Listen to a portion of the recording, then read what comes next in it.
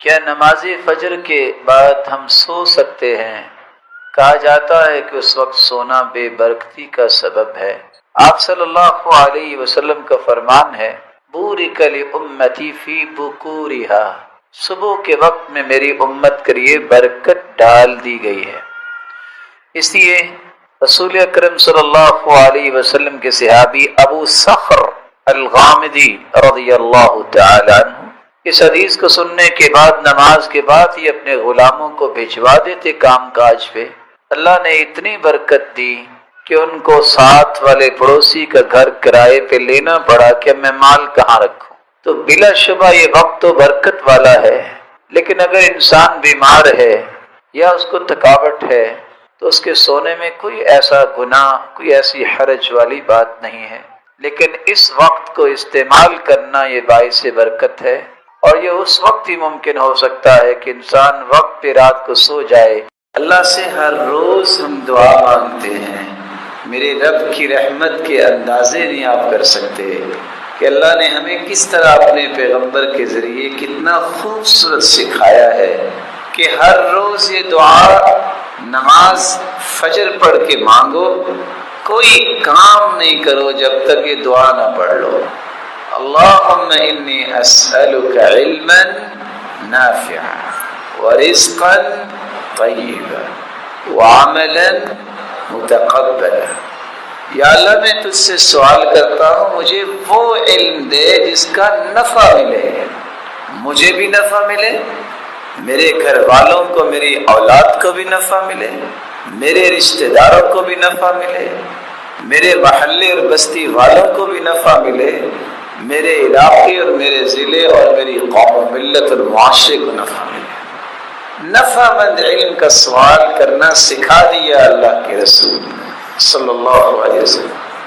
ساتھ یہ بھی کہہ دیا کہ مانگو، یا اللہ رزق بھی دے دے لیکن پاکیزہ اور حلال رزق دے دے۔ تیسری بات یہ سکھا دی کہ اللہ کھا پی کے بیٹھے تو نہیں رہنا، کوئی کام ہی کرنا ہے، یا اللہ جو کریں وہ قبول بھی کر لیں۔ تو یہ دیکھیں چین کیسی ہے، نفع مند علم، پاکیزہ رزق، مقبول عمل۔ نفع مند علم ہوتا ہے تو بندہ حلال کھاتا ہے، حلال کھاتا ہے تو عمل قبول ہوتا ہے۔ کتنے پیارے یہ مرتب کلمات اللہ کے رسول کے ہیں۔ فجر کی قسم اٹھائی تو کیوں اٹھائی؟ وہ مالک اور خالق ہے، اس کی تو ویسی بات بھی بغیر قسم کے پوری کائنات سے اعلیٰ اور سچی کلام۔ اس لیے کہ فجر کی نماز یہ فیصلہ کرتی ہے یہ منافق ہے اور یہ مومن۔ کسی منافق کو آپ فجر کی نماز میں نہیں دیکھیں، کیونکہ حدیث کے الفاظ ہیں اثقل الصلوات علی المنافقین صلاۃ الفجر و صلاۃ العشاء۔ دو نمازیں منافقوں پہ بھاری ہوتی ہیں، فجر کی نماز اور عشاء کی نماز۔ اس لیے بزار کی روایت نے ایک ایسی نشانی بیان کر دی جو ہر ایک کو یاد رہنی چاہیے۔ الذین تثاقلت رؤوسهم عن الصلاة، یہ منافقوں کی نشانی ہے کہ جن کے سر صبح اور عشاء کی نماز پہ بوجھل اور بھاری ہو جاتے۔ اور ویسے بھی اللہ کے رسول صلی اللہ علیہ وسلم نے فرمایا ان للمنافق علامات، منافقوں کی کچھ نشانیاں ہیں، ان میں سے ایک نشانی یہ ہے لا یأتون الصلاة الا دبرا، وہ نمازوں میں ہمیشہ لیٹ آتے۔ فجر کی نماز کی قسم اس لیے بھی اٹھائی ہے کہ فجر اور عصر کی نماز پہ فرشتوں کی ڈیوٹیاں چینج ہوتی ہیں۔ صبح کی نماز جب ہو رہی ہے فرشتے آ جاتے، اور رات جنہوں نے گزاری ہوتی ہے انسان کے ساتھ وہ واپس چلے جاتے۔ عصر کو یہ واپس جاتے ہیں، نئے فرشتے آ جاتے ہیں۔ جب فرشتے واپس جاتے ہیں تو اللہ ذوالجلال سوال کرتے ہیں اچھا یہ بتاؤ کہاں گئے تھے؟ حالانکہ اللہ کے علم میں۔ فرشتے کہتے ہیں من عند عباد لک فی الارض، اللہ زمین میں گئے تھے۔ کیف ترکتم عبادی، میرے بندوں کو کس حال میں چھوڑ کے آئے ہو؟ تو فرشتے جواب دیتے ہیں اتیناہم وہم یصلون وترکناہم وہم یصلون، اللہ جب تیرے بندوں کے پاس گئے تب بھی وہ نماز ہی پڑھ رہے تھے صبح کی، جب واپس آئے ہیں تو پھر بھی نماز ہی پڑھ رہے تھے۔ تو اللہ جلال فرماتے ہیں اچھا گواہ رہنا میں نے ان سب کو معاف کر دیا۔ فجر کی نماز جس طرح یہ منافق میں بھاری ہوتی ہے، مومن کے لیے انتہائی راحت کی نماز، خالی ذہن، کوئی شور نہیں ہو رہا، کوئی کام دھندے کی فکر نہیں ہوتی۔ جتنی لذت کی نماز صبح کی نماز ہے اتنی کوئی نماز نہیں۔ جی نہیں چاہتا کہ انسان اس میں قرآن پڑھتا ہوا رک جائے، کام ہی کوئی نہیں۔ تازہ دم انسان جب اٹھتا ہے اور پھر اللہ نے جس کو ایمان کی دولت سے نوازا ہو، اس کی تو خوشی کی انتہا نہیں ہوتی کہ دن کا آغاز ہو رہا ہے، میں سب سے پہلے اپنے مالک کو حاضری لگوا دوں۔ اور کسی نے سچ کہا تھا، شاید کہ کسی کو سمجھ آ جائے، اس نے کہا تھا جس دن فجر کی نماز پہ اتنے لوگ آنے شروع ہو گئے جتنے جمعے کے دن آتے ہیں، اس دن بیت المقدس آزاد ہو جائے۔ جو فجر کی نماز ٹائم پہ نہیں پڑھ سکتا وہ کیا کر سکتا ہے؟ اس کا ایک راز ہے، من صلی الفجر فی جماعہ فهو فی ذمۃ اللہ، جو فجر کی نماز جماعت کے ساتھ پڑھ لیتا ہے وہ اللہ کی امانت اور ضمانت میں چلا جاتا ہے۔ فلا تخفروا ذمۃ اللہ، اے اللہ کی ضمانت کو توڑا نہ کرو۔ آج دنیا میں کسی کو اگر ضمانت مل جائے تو کتنا خوش ہوتا ہے، لیکن اس کے بھی 10 طریقے ہیں کہ ضمانت کے باوجود بھی اس کو ڈیٹین کروایا جا سکتا ہے، لیکن اللہ کی ضمانت میں جو چلا جائے۔ رسول اللہ صلی اللہ علیہ وسلم کے پاس کچھ لوگ آئے، مشرکین آ کے سوال کرتے ہیں اپنے رب کا نسب نامہ تو بیان کیجئے، تو اللہ رب العزت نے سورۃ الاخلاص کو نازل کر دیا۔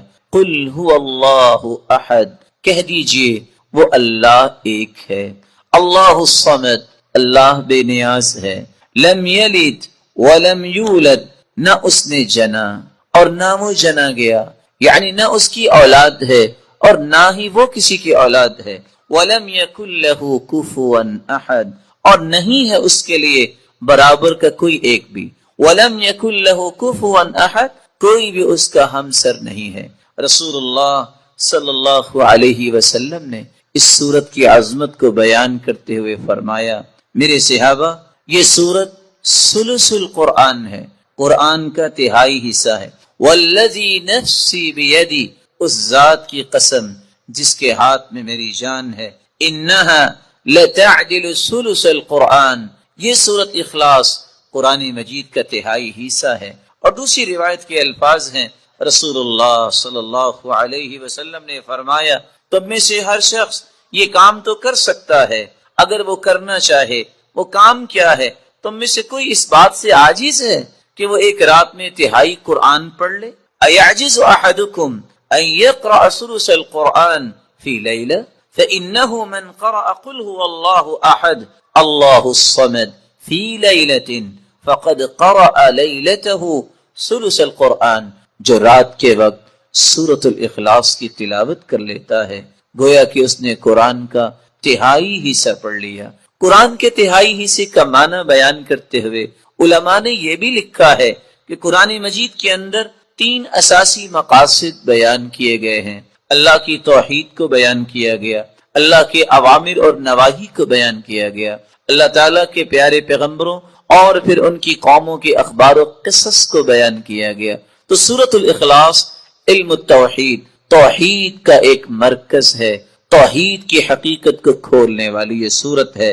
اس لیے رسول اللہ صلی اللہ علیہ وسلم نے فرمایا جس شخص کی محبت سورۃ اخلاص سے ہوگی یہ محبت اسے جنت تک لے جائے گی۔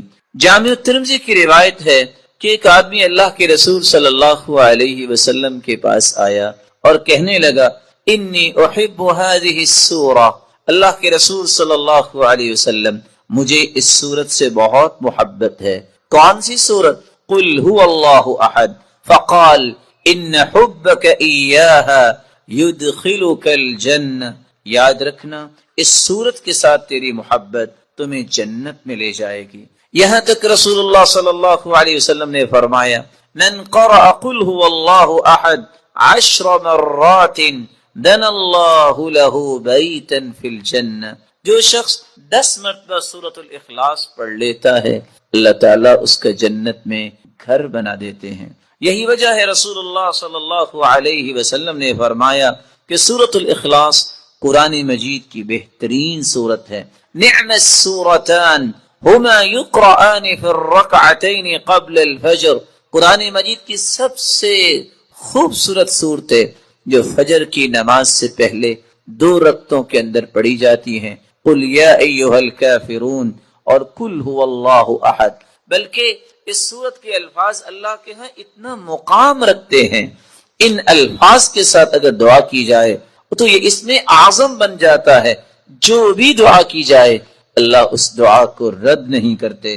رسول اللہ صلی اللہ علیہ وسلم کے صحابی بیان کرتے ہیں، میں رسول اللہ صلی اللہ علیہ وسلم کے ساتھ مسجد میں داخل ہوا، ایک شخص نماز پڑھ رہا تھا اور دعا کر رہا تھا، اللہم انی اسألک بأنی اشہد ان لا الہ الا انت الاحد الصمد الذي لم یلد ولم یولد ولم یکن له کفوا احد۔ ان الفاظ کے ساتھ اس نے دعا کی تو اللہ کے رسول صلی اللہ علیہ وسلم فرمانے لگے، والذی نفسی بیدی لقد سأله باسمه الأعظم الذي إذا سئل به أعطى وإذا دعي به أجاب، اس ذات کی قسم جس کے ہاتھ میں میری جان ہے، اس شخص نے اسم اعظم کے ساتھ دعا کی، اور جو ان کلمات کے ساتھ دعا کرتا ہے، جو بھی سوال کرتا ہے اللہ رب العزت اسے عطا کر دیتے ہیں، جو بھی دعا کرتا ہے اللہ رب العزت اس کی دعا کو قبول فرماتے ہیں۔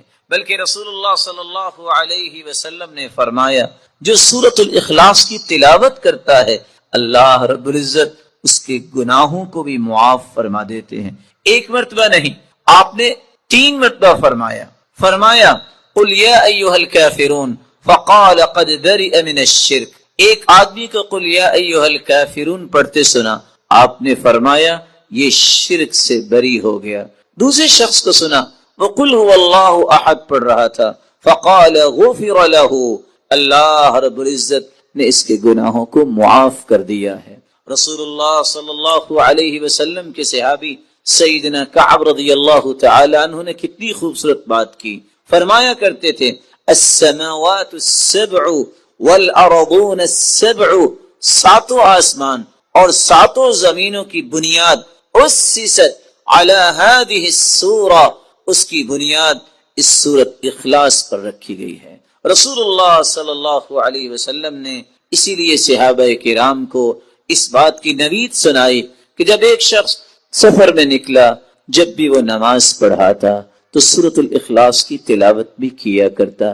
صحابہ کرام نے یہ بات رسول اللہ صلی اللہ علیہ وسلم تک پہنچائی۔ آپ نے سوال کیا، میرے صحابی آپ یہ کیوں کرتے ہیں؟ تو صحابی نے جواب دیا، اللہ کے رسول صلی اللہ علیہ وسلم اس سورت کے ساتھ مجھے محبت بہت ہے، فرمایا تیری یہ محبت قیامت کے دن تجھے جنت لے جائے گی۔ رسول اللہ صلی اللہ علیہ وسلم نے سورۃ الاخلاص کے ساتھ ساتھ بقیہ 2 صورتیں سورۃ الفلق اور سورۃ الناس، ان تینوں صورتوں کی تلاوت کے بارے میں بھی مسلمانوں کو نوید سنائی کہ انجیل اور زبور اور تورات کے اندر ایسی کوئی صورتیں نہیں جس طرح کی یہ 3 صورتیں ہیں، بلکہ رسول اللہ صلی اللہ علیہ وسلم نے فرمایا مسلمانوں قل هو اللہ احد والمعوذتین، قل هو اللہ احد اور آخری 2 صورتیں حین تمسی وتصبح 3 مرات تکفیک من کل شیء، اگر کوئی شخص 3 مرتبہ پڑھ لیتا ہے صبح کے وقت اور 3 مرتبہ پڑھ لیتا ہے شام کے وقت تو ہر چیز سے یہ تینوں صورتیں کفایت کر جائیں گی۔ رسول اللہ صلی اللہ علیہ وسلم نے ان 3 صورتوں کو بہترین دم قرار دیا۔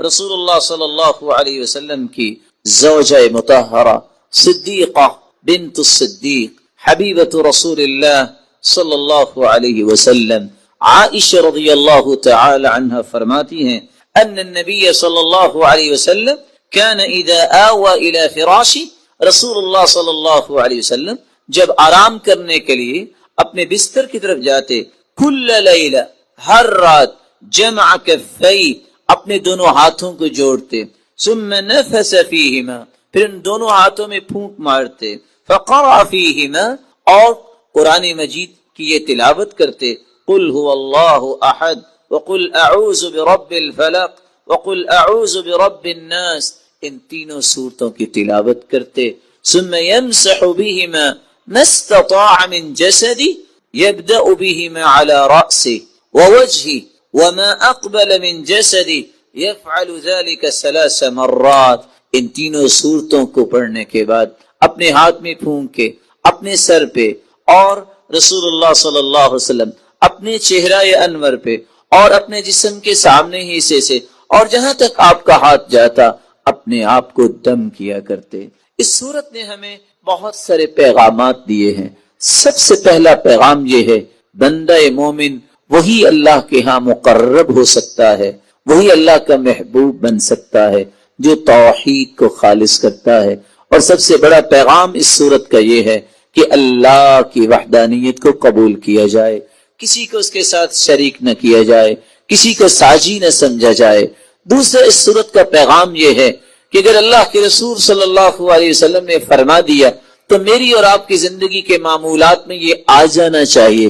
جلال کی رحمت کا بہت بڑا ایک انعام ہے، مان لانے کے بعد اسے اس طرح پڑھو جس طرح یہ نازل پڑھنے کا حق ہے۔ جو آپ یہ سمجھتے ہوں گے کہ قرائے کرام یا ماہرین قرآن پتہ نہیں کیوں بیٹھے رہتے ہیں، بس پڑھتے رہتے ہیں، یہ دین ہے، یہ عبادت ہے۔ اس سے بڑا خوبصورت وقت ہی کوئی نہیں ہے کہ انسان کے ہاتھ میں قرآن اور وہ تلاوت کر رہا۔ اور صحابہ اس قدر حساس تھے، عبداللہ ابن مسعود رضی اللہ تعالی عنہ یہ پڑھایا کرتے تھے۔ ایک شخص ایک دن پڑھا رہے تھے، اس نے آیت پڑھی انما الصدقات للفقراء والمساکین مرسلۃ، للفقراء مد نہیں، تو صحابی کہتے ہیں ما هكذا اقرأنیها رسول اللہ صلی اللہ علیہ وسلم، مجھے اللہ کے سنے ایسے نہیں پڑھایا، میں نہیں ایسے سنوں گا۔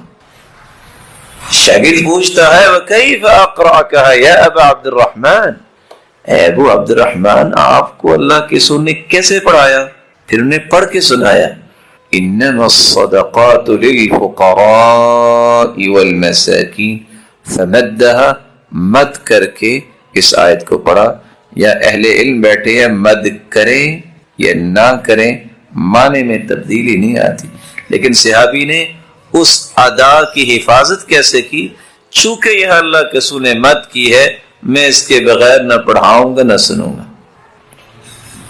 ہم تو ایسے بادشاہ ہیں نا ماشاءاللہ، من مرضی آئے تو جہاں مرضی مد کر لیں، جہاں مرضی ہم نہ کریں، ہمیں کوئی پوچھنے والا ہی نہیں۔ ہماری غیرت تو جاگتی ہے انگریزی شریف پر، اگر رائٹنگ کو کوئی ورائٹنگ کہہ دے نا، کہتے اوہ پینو پروڈکشن، تمہیں پتہ نہیں ہے کہ یہاں ڈبلیو کی آواز نہیں آتی۔ نالج کو کوئی نالج پڑھ دے نا تو بڑی باتیں کرتے ہیں، لیکن فاتحہ کو کوئی بگاڑ دے کوئی پرواہ نہیں۔ یہ بات میرے پیارے بھائیوں سمجھیے، یہ امانت ہے، یہ عبادت ہے، اور عبادت کی کیفیات توقیفی ہوتی ہیں، جیسے اللہ کے رسول نے بتایا ویسے ہی کرنا ہے۔ میں ایک مثال دیتا ہوں، اللہ کے رسول نے بتایا ہے نا كان اذا قام الى الصلاة كبر ورفع يديه حذو منكبيه، عبادت ہے۔ آپ اللہ اکبر کہتے دونوں ہاتھوں کو کندھوں کے برابر لے جاتے، اور دوسری روایت میں آتا حیال اذنی، کانوں کی لو تک لے جاتے، کانوں کے اوپر کی کوئی روایت نہیں۔ آپ کے سامنے جب بھی کوئی کانوں کے اوپر لے کے جاتا کہتے یہ کیا کر رہے، اڑنے لگے ہو؟ اللہ کے رسول سے ثابت ہے نہیں۔ اور جو اٹھاتا ہی نہیں ہے نہ جانے کیوں نہیں اٹھاتا۔ یہ اللہ کا مسکین بندہ پڑھنے تو نماز آیا، لیکن کس کے طریقے پہ پڑھ رہا ہے؟ لوگوں کو غصہ آتا ہے، لیکن میں غصے کی بجائے محبت کا پیغام دینا چاہتا ہوں، جو سنت کے مطابق عبادت نہیں ہے وہ قبول نہیں ہوگی۔ یہ میں نہیں کہہ رہا، صحیح مسلم کی روایت من عمل عملا لیس علیہ امرنا فہو رد، جس نے کوئی بھی عمل کیا اگر وہ سنت کے مطابق نہیں تو وہ عمل مردود ہے، اللہ کے ہیں قابل قبول نہیں۔ البطائی کی روایت ہے ثم يشد بهما على صدری، جو میرا پیارا سا بھائی، میرا محترم بھائی، معزز بھائی نہیں اپنے ہاتھوں کو سینے پہ باندھتا، کہیں بھی باندھتا ہے، کہاں لکھا ہے؟ آپ نے چپل تو خریدنی ہو تو آپ 4 دکانیں پھریں کہ یہ ریسائیکل تو نہیں کیا گیا، اچھا یہ کتنی دیر نکالے گی، اچھا یہ ٹھیک ہے کہ نہیں۔ دین اتنا ہی سستا ہے کہ اس کے بارے میں آپ تحقیق ہی نہ کریں۔ دیکھیے نا اللہ کے رسول نے کیسا کیا ہے، یہ عبادت ہے۔ اسی طرح قرآن مجید کی تلاوت بھی عبادت ہے، اسے اسی طرح کیا جائے گا جس طرح رسول اللہ صلی اللہ علیہ وسلم نے پڑھایا، صحابہ نے پڑھا۔ بعض ساتھی ناراض بھی ہو جاتے ہیں، کہتے جی ہماری نیت تو ایسی نہیں ہے۔ تو نیت دیکھی کس نے ہے؟ وہ تو اللہ کو ہی پتا ہے نا۔ نیت عمل سے ظاہر ہوتی ہے۔ ایک بندہ شراب پی اور کہے نیت تو میری شراب نہیں تھی، میں تو پانی سمجھ رہا تھا، لوگ مانیں گے؟ نکالے گالی اور کہے میں تو دعا دے رہا تھا، میری نیت تو ویسے دعا کی تھی، لوگ نیت کو دیکھیں گے؟ المبانی تدل علی المعانی، قاعدہ رسول یہ ہے جو لفظ بولیں گے معنی اسی کا ہی ہوگا۔ میرا جی چاہتا ہے میں 3 مثالیں آپ کو پیش کر دوں مثال لے کر، آپ پریشان تھک تو نہیں کیا؟ ہم جب نماز شروع کرتے ہیں تو دعائے استفتاح کون سی پڑھتے ہیں؟ سبحانک اللہم وتبارک اسمک، کیا معنی ہے اس کا؟ تبارک اسمک، سین ہے نا، اے اللہ بابرکت ہے تیرا نام۔ اسم سمون سے ہے یا وسمن سے ہے؟ یہ تو سمجھ آئی نا کہ اللہ تعالیٰ کی ہم تعریف کر رہے ہیں۔ اس کو آپ سین کی بجائے سا پڑھیں، وَتَبَارَكَ اسْمُكَ، تو معنی کیا بنے گا؟ نعوذ باللہ من ذالک، اللہ تیرا گناہ بڑا بابرکت ہے۔ آپ کہیں گے توبہ توبہ، ہم تو یہ نہیں کہتے، تو پڑھتے تو ایسے ہی ہے نا، اس کو ٹھیک کون کرے گا؟ ہماری نیت تو ایسی نہیں ہے۔ بات پھر نیت پہ آ جاتی، نیت تو دل کا معاملہ ہے، اور دل پر مطلع صرف اللہ کی ذات ہے، ہمیں تو پتہ ہی نہیں۔ نحن نحکم بالظواہر واللہ یتولی السرائر، سیدنا عمر بھی یہاں کہا کرتے تھے ہم تو ظاہر پہ حکم لگائیں گے، نیتوں کا اللہ کے علم میں، اس پہ ہم کوئی بات نہیں کرتے۔ اللہ اکبر اذان کہیں، تکبیر کہیں، کیا معنی ہے اس کا؟ رسول اللہ صلی اللہ علیہ وسلم نے سورۃ الفاتحہ کے بارے میں کتنی خوبصورت باتیں بیان کی۔ سب سے پہلی بات، رسول اللہ صلی اللہ علیہ وسلم نے فرمایا والذی نفسی بیدی، قسم ہے اس ذات کی جس کے ہاتھ میں میری جان ہے، ما انزل فی التوراۃ ولا فی الانجیل ولا فی الزبور ولا فی الفرقان مثلها، یعنی القرآن، وإنها لسبع من المثانی والقرآن العظیم الذي اعطیته۔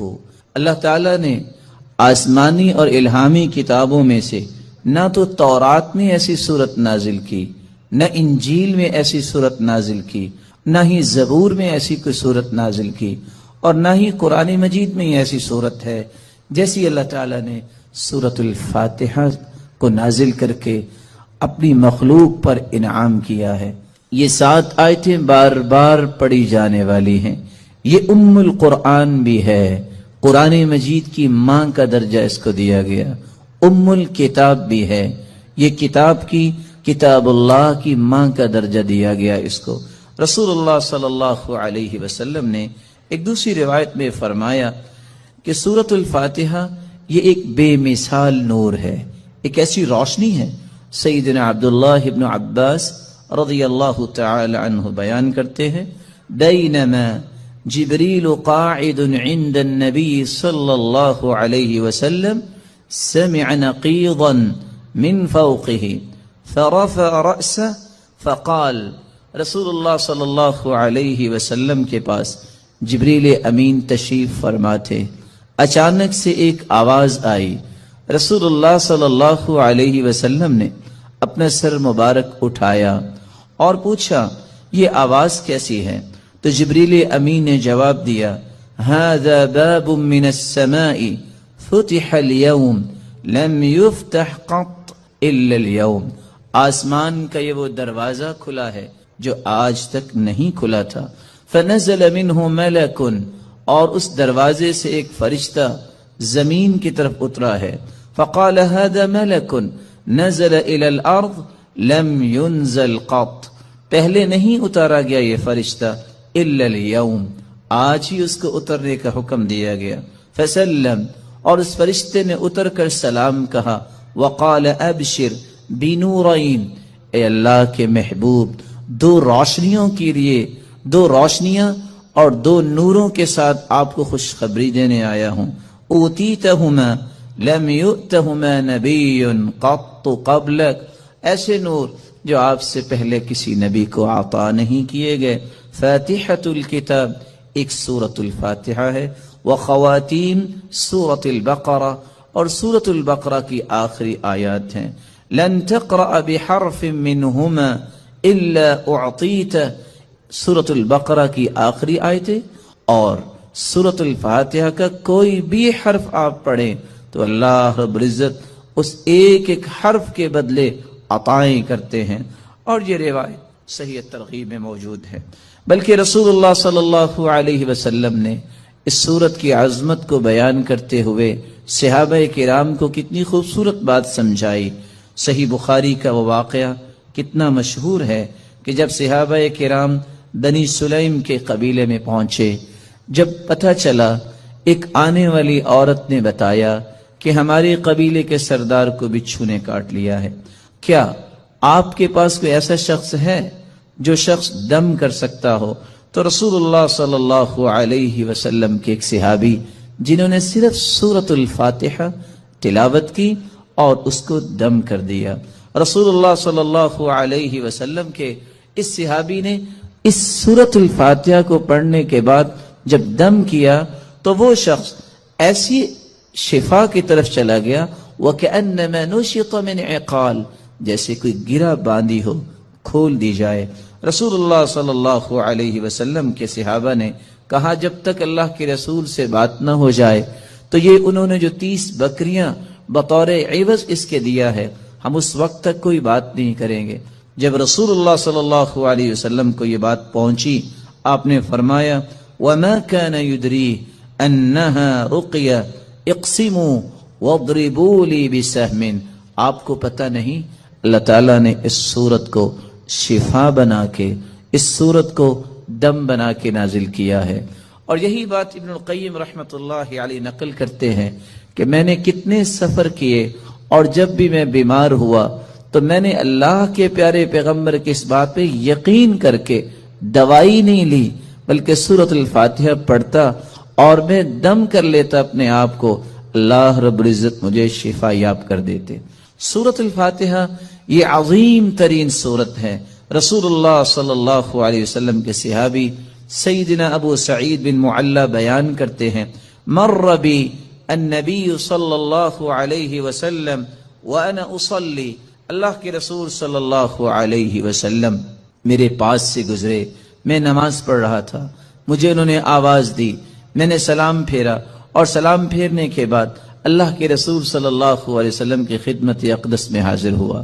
آپ نے فرمایا میں نے آپ کو آواز دی، الم یقل اللہ یا ایھا الذین آمنوا استجیبوا للہ وللرسول، آپ نے اللہ کا یہ کلام نہیں سنا کہ جب اللہ اور اس کے رسول کی بات ہو تو اس بات کو فوراً مانو، لبیک کہو. کہا اللہ کے رسول صلی اللہ علیہ وسلم میں نماز پڑھ رہا تھا. پھر اللہ کے رسول صلی اللہ علیہ وسلم نے فرمایا الا اعلمک اعظم سورۃ فی القرآن قبل ان اخرج، کیا میں تمہیں قرآن مجید کی سب سے عظیم سورت نہ سکھا دوں اس سے پہلے کہ تم مسجد سے نکل جاؤ، اپنے گھر کو لوٹ جاؤ؟ میں نے کہا کیوں نہیں؟ تو رسول اللہ صلی اللہ علیہ وسلم نے جو سورت سکھائی، جو قرآن مجید کی عظیم ترین سورت ہے، وہ سورۃ الفاتحہ کی تعلیم دی. یہی وجہ ہے رسول اللہ صلی اللہ علیہ وسلم نے یہ فیصلہ سنا دیا، کاش اس فیصلے کو بھی امت مان لے. لا صلاۃ لمن لم یقرأ بفاتحۃ الکتاب، جو شخص نماز کے اندر سورۃ الفاتحہ نہیں پڑھتا اس کی نماز نہیں ہوتی، جیسا کہ صحیح بخاری کی روایت ہے. اور صحابی تو بیان کرتے ہیں عبادہ بن صامت رضی اللہ تعالی عنہ کہ فجر کی نماز سب نے پڑھی اللہ کے رسول صلی اللہ علیہ وسلم کے پیچھے. جب رسول اللہ صلی اللہ علیہ وسلم قرآن کی تلاوت کر رہے تھے، فثقلت علیہ القراءة، قرات آپ پہ بوجھل ہوئی، رسول اللہ صلی اللہ علیہ وسلم نے سلام پھیرا اور سوال کیا، لعلکم تقرؤون خلف امامکم، کیا تم امام کے پیچھے بھی پڑھتے ہو؟ تو صحابہ کرام نے کہا جی ہاں۔ تو رسول اللہ صلی اللہ علیہ وسلم نے فرمایا، لا تقرؤوا لا تفعلوا كما فی روایت اخرى، دوسری روایت کے الفاظ ہیں، لا تفعلوا الا بفاتحة الكتاب، امام کے پیچھے کھڑے ہو کر تم صرف سورۃ الفاتحہ پڑھا کرو، فإنه لا صلاة لمن لم يقرأ بها، کیونکہ سورۃ الفاتحہ پڑھنے کے بغیر نماز نہیں ہوتی۔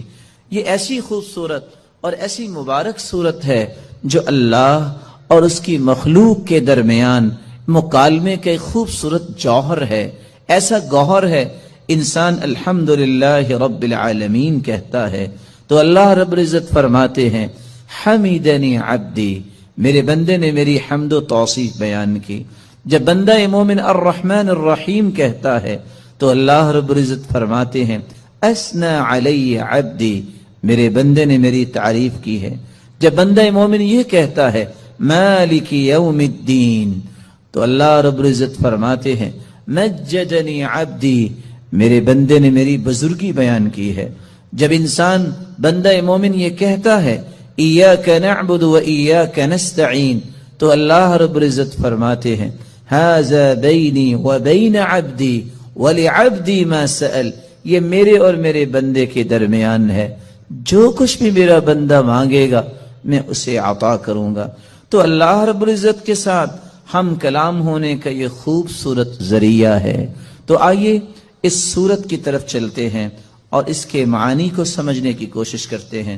بسم اللہ الرحمن الرحیم، الحمد للہ رب العالمین، الحمد، تمام تعریفیں، للہ، اللہ کے لیے ہیں، رب العالمین، جو تمام جہانوں کا رب ہے، الرحمن الرحیم، جو بہت مہربان ہے، الرحیم، نہایت رحم کرنے والا ہے، مالک یوم الدین، مالک ہے یوم الدین، بدلے کے دن کا، جزا کے دن کا، ایاک نعبد و ایاک نستعین، ایاک نعبد، ہم عبادت کرتے ہیں صرف تیری ہی، و ایاک نستعین، اور ہم مدد چاہتے ہیں صرف تیری ہی اے اللہ۔ اہدنا الصراط المستقیم، ہدایت دے ہمیں، الصراط المستقیم، سیدھے راستے کی، صراط الذین انعمت علیہم، راستہ ان کا جن پر تو نے انعام کیا، غیر المغضوب علیہم، نہ کہ ان کا راستہ جن پر غضب کیا گیا، ولا الضالین، اور نہ ان کا راستہ جو گمراہ ہوئے۔ رسول اللہ صلی اللہ علیہ وسلم کے فرامین کی روشنی میں اس سورت کی 5 باتیں ہمیں یاد رکھنی چاہیے۔ جب رسول اللہ صلی اللہ علیہ وسلم نے فرما دیا کہ سورۃ الفاتحہ کے بغیر نماز نہیں ہوتی تو بندہ مومن کو یہ یقین کر لینا چاہیے، آپ کو 10 دلائل کوئی پیش کر دے، آپ کو 10 کو دلائل پیش کر دے، جب تک سورۃ الفاتحہ آپ نہیں پڑھ لیتے کبھی بھی اس بات پہ اطمینان نہ کیجئے گا کہ میری نماز مکمل ہوئی ہے یا نہیں۔ مکمل اس وقت ہوگی جب سورۃ الفاتحہ کی تلاوت کی جائے گی۔ رسول اللہ صلی اللہ علیہ وسلم کے فرامین کی روشنی میں دوسرا پیغام میرے اور آپ کے لیے یہ ہے کہ یہ سورت شفا ہے، یہ سورت دم ہے، اپنے آپ کو بھی اور اپنی اولاد کو بھی دم کیا کرے، اور اس کے لیے سورۃ الفاتحہ سے بڑھ کر کوئی نسخہ کیمیا، کوئی تریاق نہیں۔ تیسرا پیغام اس سورت کا جو مجھے اور آپ کو سمجھنا ہے کہ اللہ کی تعریف اللہ کو بہت پسند ہے۔ یہی وجہ ہے عبداللہ ابن عباس رضی اللہ تعالی عنہ فرمایا کرتے تھے، الحمدللہ، ہر شکر کرنے والے کی زبان کا یہ وطیرہ ہے۔ الحمدللہ، سب سے پہلے آدم علیہ السلام نے جو کلمہ اللہ نے جب انہیں پیدا کیا، روح ڈالی تو سب سے پہلا کلمہ جو ان کی زبان پہ آیا وہ الحمدللہ تھا۔ نوح علیہ الصلاۃ والسلام نے بھی کہا فقل الحمدللہ الذی نجانا من القوم الظالمین، اور ابراہیم علیہ الصلاۃ والسلام نے بھی یہی کہا الحمدللہ الذی وہب لی علی الکبر اسماعیل و اسحاق، اور داود اور سلیمان علیہم الصلاۃ والسلام کے قصے میں بھی یہی بات ملتی ہے وقال الحمدللہ الذی فضلنا علی کثیر من عباده المؤمنین، اور اللہ رب العزت نے اپنے پیغمبر سے بھی مخاطب ہو کر فرمایا وقل الحمدللہ الذی لم يتخذ ولدا، اور اللہ رب العزت نے قرآن مجید میں اس بات کا تذکرہ کیا کہ جنتیوں کی زبان پہ بھی اگر کوئی بات ہوگی تو وہ یہی ہوگی الحمدللہ الذی اذهب عنا الحزن، اور وآخر دعواہم ان الحمدللہ رب العالمین، اور حدیث یہ بتاتی ہے اول من یدعى الى الجنہ الحمادون، سب سے پہلے اگر جنت کی طرف کسی کو آواز دی جائے گی، بلایا جائے گا، تو وہ لوگ ہوں گے الحمادون جو اللہ کی تعریفیں کرنے والے ہیں۔ اور اللہ کے رسول صلی اللہ علیہ وسلم کو قیامت کے دن جو جھنڈا دیا جائے گا لواء الحمد، وہ اللہ کی تعریف کا پرچم ہوگا۔ آدم فمن سواہ تحت لوائی، رسول اللہ صلی اللہ علیہ وسلم نے فرمایا آدم سے لے کر قیامت تک آنے والی آدمیت بشمول انبیاء اور انسانیت میرے اس پرچم تلے ہوگی، اور اللہ کے رسول صلی اللہ علیہ وسلم کو مقام محمود عطا کیا جائے گا۔ اللہ کی تعریف یہ اللہ کو بہت پسند ہے، اور اس بات کو سمجھانے کے لیے میں ایک اور حدیث پیش کرنا چاہوں گا۔ رسول اللہ صلی اللہ علیہ وسلم کے صحابی بیان کرتے ہیں قیامت کو جو ترازو قائم کیا جائے گا، جس ترازو میں نیکیاں اور برائیاں ان کا وزن ہوگا، اتنا بڑا ترازو ہوگا لو وضعت السماوات والارض ومن فیہن فی کفہ لوسعتہن، اگر ساتوں آسمان اور ساتوں زمینیں اس ترازو کے ایک پلڑے میں رکھ دیے جائیں تو ایک پلڑا بھی بھرے گا نہیں۔ لیکن اللہ کی تعریف کا کلمہ صحیح مسلم کی روایت کی روشنی میں والحمدللہ تملأ المیزان، جو اللہ کے فیصلوں پر خوش ہو کر اللہ کی تعریف کرتے ہوئے یہ کلمہ اپنی زبان پہ لے آتا ہے الحمدللہ، تو اس مبارک کلمے کی وجہ سے قیامت کے دن میزان کے دونوں پلڑے نیکیوں سے بھر جائیں گے، جبکہ ایک پلڑا 14 کے 14 طبق رکھ دینے سے بھی بھرے گا نہیں۔ اللہ رب العزت ہمیں اللہ کی کثرت سے تعریف کرنے اور اس کے ذکر کرنے کی توفیق عطا فرمائے۔ چوتھی نصیحت اور چوتھا پیغام اس سورت کا یہ ہے کہ ہم نماز کی ہر رکعت میں جب یہ کہتے ہیں ایاک نعبد و ایاک نستعین، اللہ تیری ہی عبادت کرتے ہیں اور مدد بھی تجھ ہی سے مانگتے ہیں، تو پھر کسی بندہ مومن کو اس بات کو بھلانا نہیں چاہیے۔ وہ زندگی کے ہر حصے میں یہی کہے میرا رکوع، میرا قیام، میرا سجدہ، میری دعا، میری نظر و نیاز اور میرا توکل، میری انابت، میرا رجوع، ہر وہ چیز جو عبادت بن سکتی ہے وہ صرف ایک اللہ کے لیے ہے، اس کو بھلائے نہیں، اور مدد مانگتے وقت بھی اس حدیث کو بھی نہ بھلائے اور اس اقرار کو بھی نہ بھلائے فَإِذَا اسْتَعَنْتَ فَاسْتَعِنْ بِاللَّهِ، جب بھی تم مدد طلب کرو تو اللہ سے مدد طلب کیا کرو۔ پانچواں پیغام جو بالکل بھلانے والا نہیں، اور یہ بہت خوبصورت پیغام ہے اس سورت کا، کہ جب ہم مانگتے اللہ تعالیٰ سے یہ ہیں کہ اللہ ہمیں صراط مستقیم نصیب فرما، اور یہ وہ صراط مستقیم ہے جو اللہ تعالیٰ نے اپنے انعام یافتہ لوگوں کو عطا کیا، اور انعام پانے والے لوگ کون ہیں؟ اولئک الذین انعم اللہ علیہم من النبیین والصدیقین والشہداء والصالحین۔ وہ انبیاء کا راستہ ہم مانگتے ہیں، صدیقین کا راستہ مانگتے ہیں، شہداء کا راستہ مانگتے ہیں، صالحین کا راستہ مانگتے ہیں۔ وحسن اولئک رفیقا، ان سے بڑھ کے خوبصورت رفاقت کس کی ہو سکتی ہے؟